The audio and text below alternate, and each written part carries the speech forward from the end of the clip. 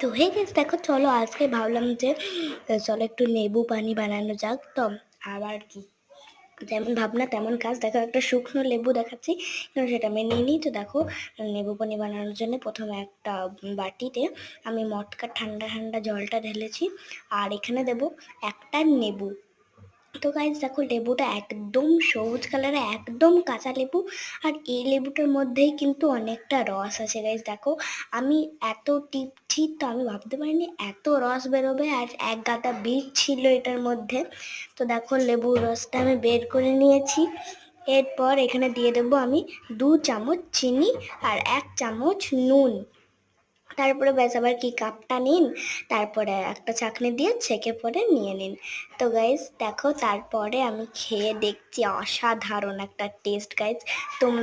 তোমরাও খেয়েও। আমার তো খুবই ভালো লাগলো গাইজ আজকে লেবু পানিটা খেয়ে।